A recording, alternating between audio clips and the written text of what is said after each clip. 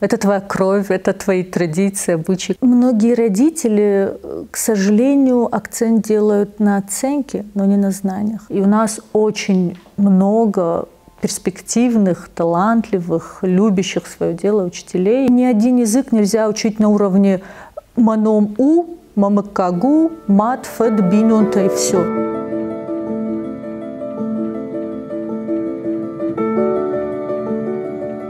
Я Жанна, я учитель астинского языка в школе номер 27. С детства я хотела быть в 4 профессиях. Это учитель, юрист, актер и журналист. Ну и вот на сегодняшний день именно учитель. И этому я рада. Мне это нравится. Я участвовала во всевозможных сценках, и так получалось именно на родном языке, на астинском. А уже класса с 5 всегда меня отправляли на олимпиады и на конкурсы чтецов, именно опять же астинский язык. Ну и классная у меня была учитель астинского языка. И, честно говоря, она мне класса 7 говорила: ты будешь учителем. Но я как-то всегда улыбалась и говорила: ну что вы такое говорите? Но вот все-таки сложилось так, да. После университета сразу, как закончила, предложили прийти именно в 27-ю школу. Я, честно говоря, долго думала, взвешивала, но сказала, почему бы и нет. И, пожалуй, согласилась, потому что школа была на очень хорошем счете. И поэтому пришла. Уровень знания разный, я бы сказала. Это действительно так. Если я скажу, что плохой, и никто не говорит, это неправда. А если я скажу, что все отлично говорят и понимают, тоже солгу. Разный на самом деле уровень, но я пока не понимаю, честно говоря, с чем это связано, и все-таки больше склоняюсь к тому, что дома не говорят. Это действительно правда. Если с детства в доме ребенок не слышит родную речь, то потом, конечно, чуть посложнее. Но и при всем при том, повторюсь, абсолютно по-разному. Ну, сейчас я больше, наверное, работаю в невладеющих группах, и там тоже, на самом деле, разный уровень. Есть осетины, которые сидят в данных группах, но они отчасти понимают, могут говорить, но им нужно еще, конечно, их подстегивать, какие-то новые знания давать. А есть русские, армяне, таджики, да, разных национальностей, которые и не знают, но при этом у них очень даже хорошо получается. Они вот схватывают, и хорошие результаты бывают. Ну, конечно, это система, это не за 1 год даже, там нужно поработать, это система. Ну, как по мне, если бы у нас больше было массовых мероприятий на самом высоком уровне в том числе, и отдельно там пусть будут,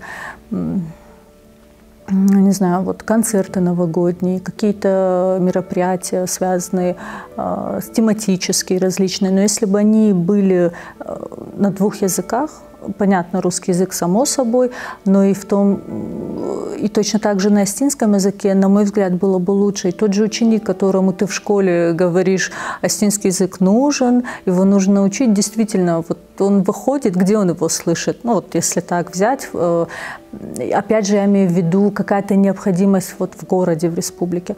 А вот если бы у нас больше таких мероприятий было, где именно массово это несут, я думаю, да. Тогда бы и больше мотивации, наверное, было и у детей, и у всех остальных. А так получается, ну, на русском же все понимают, можно и на русском говорить.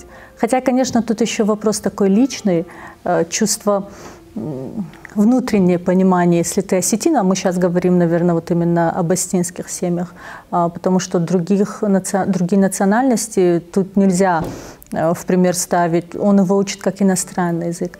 А если все-таки астины, то, конечно, тут должно быть больше такое внутреннее понимание, твой родной, это твоя кровь, это твои традиции, обычаи, как бы это ни было. Хотя сегодня, конечно, все видоизменяется, но от корней никуда не уйдешь.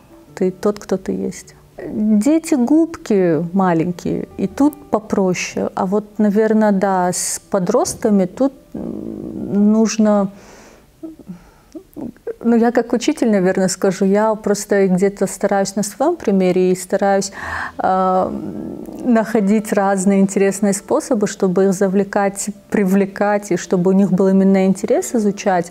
Но, конечно, да, я, пожалуй, соглашусь, что сложно все равно, сложно донести. И только когда они поступают в университет или уезжают, кстати, что тоже является на сегодняшний день ярким показателем, потому что я частенько встречаюсь с такими молодыми людьми.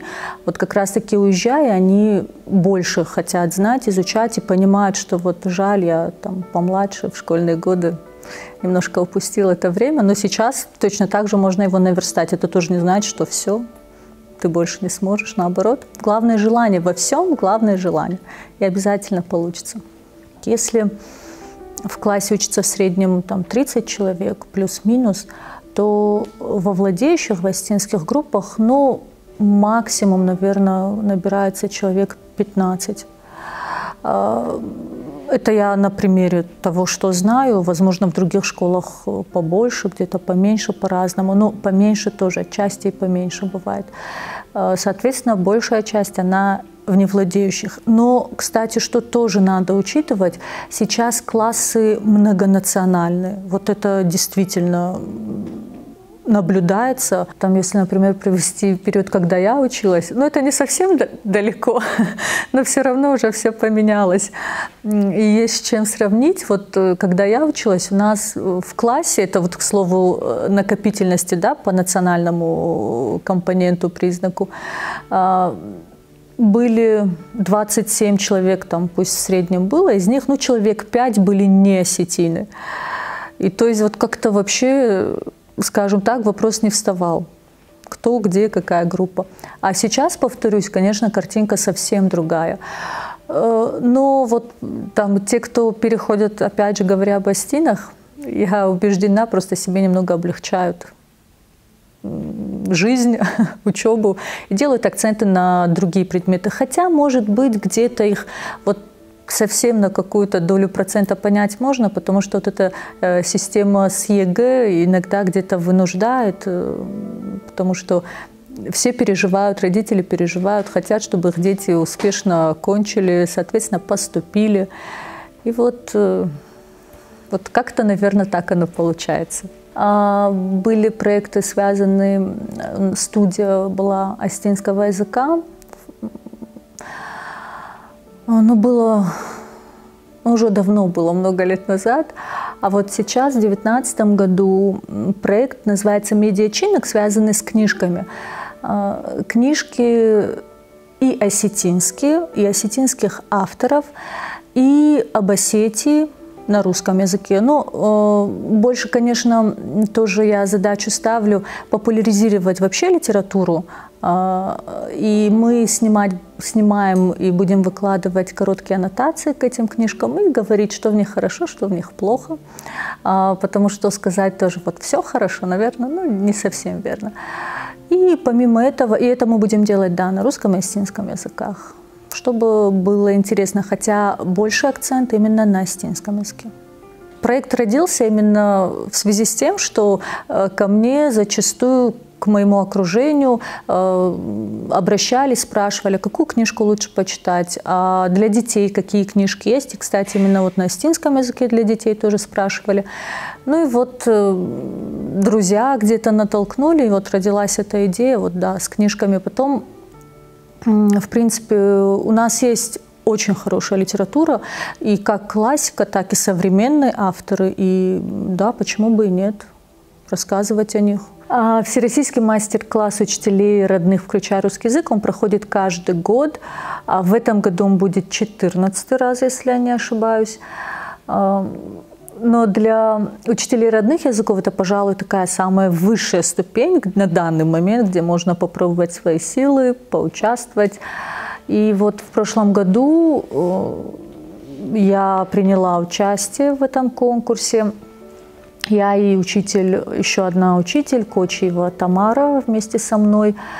Мы приняли вдвоем участие. И вот у нас было со всей России, ну, учителей около 30, кто именно приехал в Москву. Москву. И вот среди этих учителей всех так случилось, что я победила. Стала абсолютным победителем данного конкурса.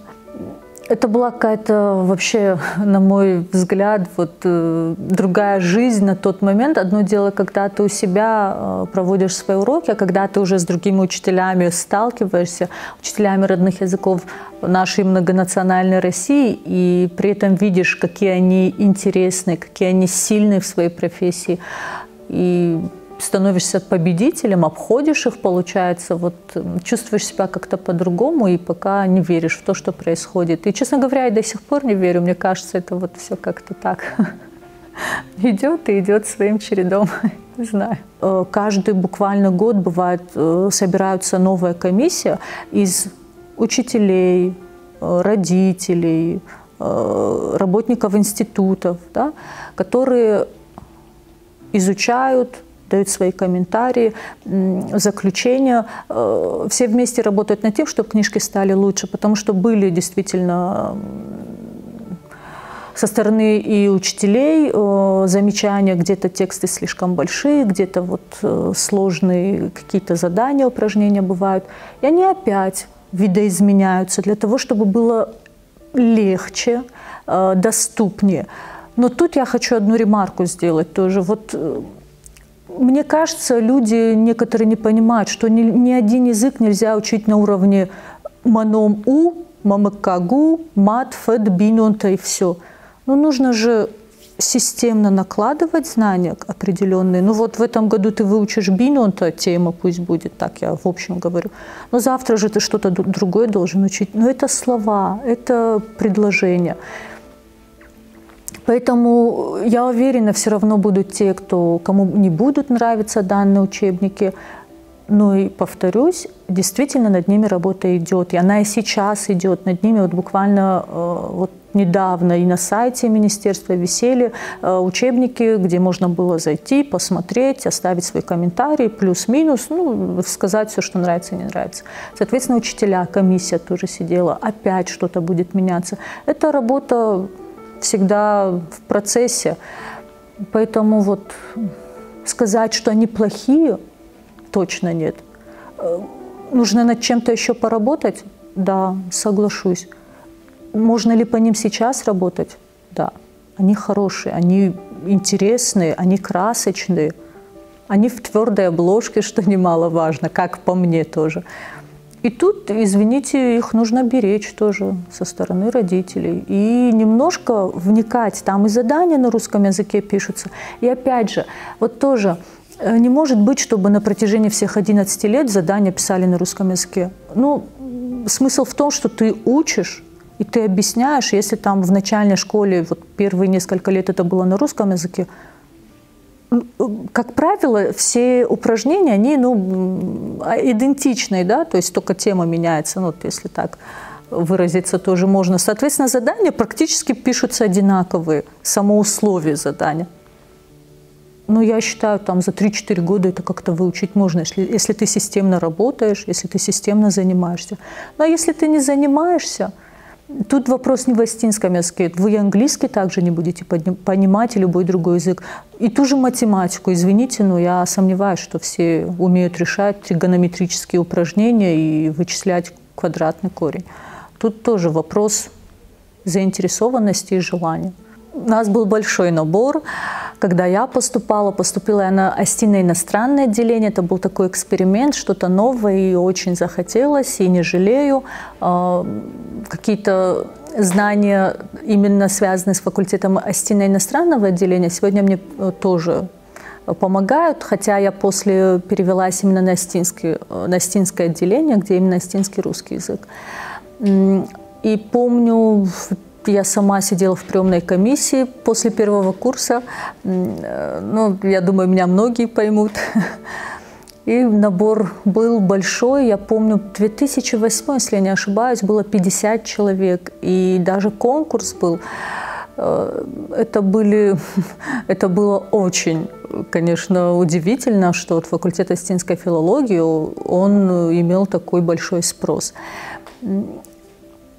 Хорошо ли там? Да. дает ли знания? Да. И на факультете любовь у меня безумная появилась больше к языку.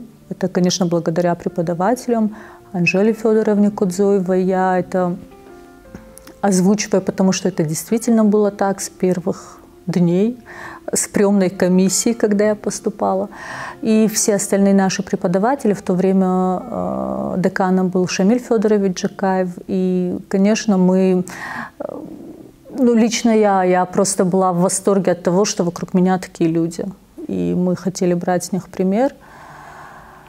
Старались, по крайней мере, и я надеюсь, что получилось. Да и, к примеру, многие выпускники именно идут по профессии, по специальности. Хотя Остинский филфак дает очень много разных возможностей. Это не только учителя. И, пожалуй, я именно выбрала поэтому факультет данный.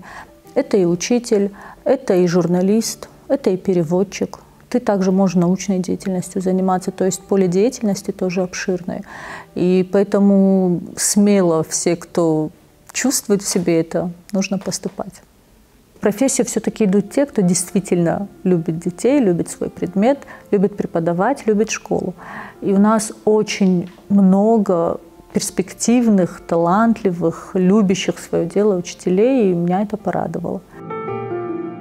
Друзья, я желаю нам быть добрее друг к другу, любить друг друга, уважать, ценить. И тогда в жизни, возможно, самая малость, но что-то поменяется в лучшую сторону. На каразе нарканом, на каразе уаржем, каразем баром, вот сагай дарсарт фахуш дарузан, гцилкам дар фарог дарузан. Адай маджижарды синзин адама варжан зинат кува, вот ансон дарузан. Уйвун ма арфа, ама шармагон дейта ананиж ут юлдар.